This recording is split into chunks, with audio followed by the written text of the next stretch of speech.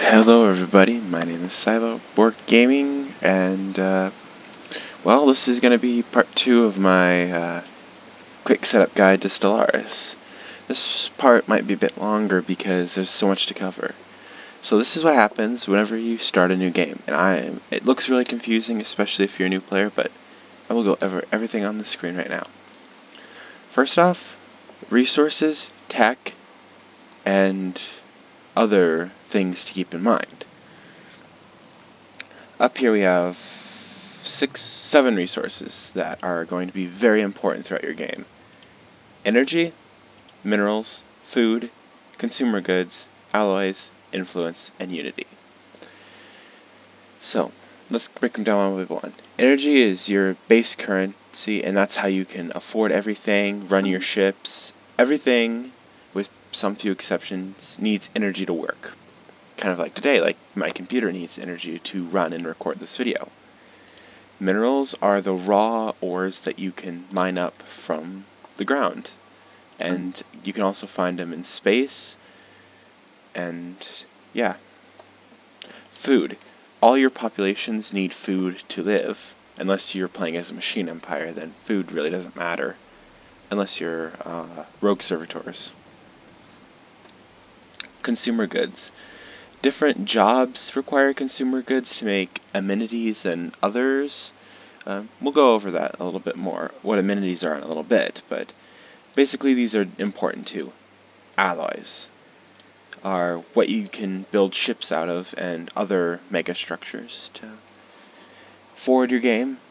Influence is how you can spread, and there's some policies and edicts, but influence is kind of like a non-tangible, like how much influence you have, or is like how much, I don't know the right word, but you need it to expand and push your agendas forward. And unity is kind of symbolic of how your species is collective, and you can unlock traditions and expansions. This was in Utopia. This first came out in Utopia, and I'm not sure if this is still part of that DLC. I hope it's like part of the base game, but I'm not sure. Right, other resources are research. These are how many research points you get. I'm not sure what the whole idea behind it is, like how much available research, but research helps you unlock various technologies that will help you improve your empire, unlock new ship types. Basically, this is really important.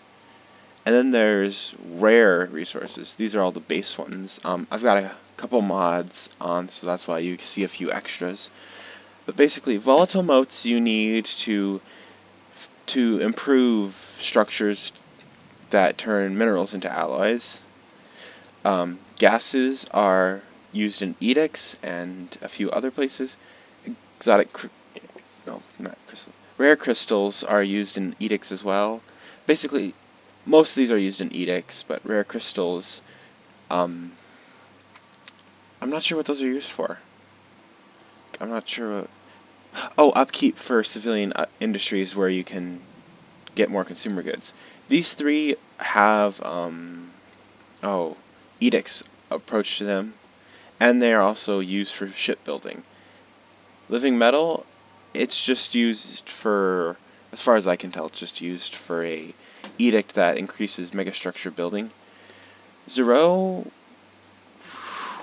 it's used for mostly psionics, and I'm not sure if there's any weapons that can be used.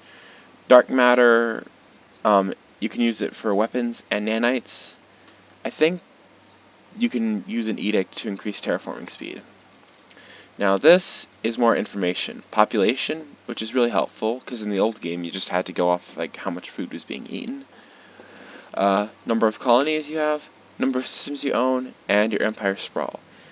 Keep an eye on empire sprawl, because that will, when that goes up, you'll start, whenever you go over your administrative capacity, like see we have 50. Once we go over 50, you start to get negative buffs like, what's one? Your leaders, like the cost to recruit them will be more. And some things to keep in mind are starbase capacity and naval capacity. Whenever you get above these, you start to have to pay more in upkeep and influence, which doesn't make a lot of sense to me, but it's the game developer's idea. Contacts are everyone in the galaxy. We don't know anyone right now, but you can select everyone you need. Situation log, this is like the heart of everything. So this is where you can find where your anomalies are. Your situation log, so projects that are ongoing. The market, which you saw earlier, you can trade resources. Planets and sectors, I've been basically ignoring that. Habitable planets, expansion planet. Whenever you find habitable worlds, you can decide which ones you want to use by like sorting them through these. We don't have any known planets, so there. Policies, this is how your empire deals with things like defensive wars, orbital bombardment is selective, purges are prohibited. Edicts, like I was saying earlier, it costs like materials or influence to give your empire an advantage. So like focusing crystals will do more energy weapon damage. We already talked about this. Ship designer, where you can change up your ship weapons, and I might do a whole video on just the ship designer, but so keep an eye out for that. Fleet manager, you can add or subtract ships from your forces and plan out your fleets. This is one thing I absolutely hate about Stellaris right now is like I can't copy and paste in the fleet so I can make a clone of it. So I have to manually organize it. Plus there's no like shift and control, so I can't like add 10 corvettes. I have to add them in one by one. Get on that game devs. We talked about technology. Factions, I haven't really dealt with them that much. But anyway, if you like accept a faction and they have high enough support, you can change your governing ethics. Claims are for whenever you find another empire, you can take their stuff in wars. Species, well, whenever you add species into your game, which is inevitable unless you're playing as fanatic purifiers. Well, you'll still get them, I guess. But this is where you'll find all of them, and you can set rights and different things. You can also, this is also where you can modify genes. And leaders, well, these are people who are taking care of your empire. So you've got generals who will lead your armies, admirals who will boost your fleets, scientists for research and exploration, and governors to take care of the bureaucracy. The outliner is going to be your best friend through the whole game because it organizes everything, and a lot of people don't know this, but this is customizable. But that's about it. So you've got planets. Right now we just have one, and I'll go over those later. Shipyards are where you can... Shipyards are going to be your good friend. It's where you can build more corvettes and science ships. And constructions. So these are kind of a core element. As long as you have star bases that have shipyards, you're in good hands. Your fleets, and then your construction and science ships. So you can go out and research everything you need. Down here, I'm not sure how to add these, but in the start you can... Oh, it's like a quick select. So that will help you. And then here's your galaxy map. Around here is where you can find all the systems. And that's about it. One more thing is government. You can reform your government. The civics can be changed from here depending on what kind of authority you have and your ethics. Sometimes they will work, sometimes they won't. And here's your ruler. Every empire has one, and you get different things to help your empire. Boons, I guess. So we talked about these in the last video. Is there anything I'm forgetting? Oh yes, down here.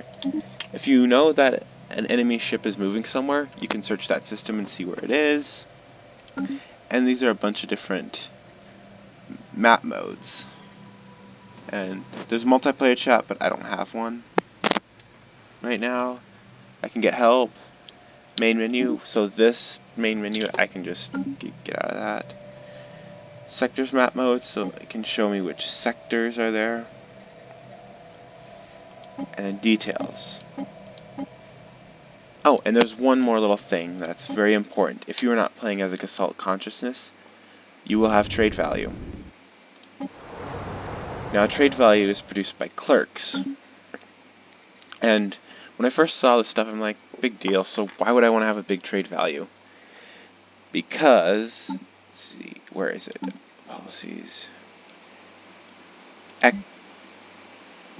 That's not it. Trade policy.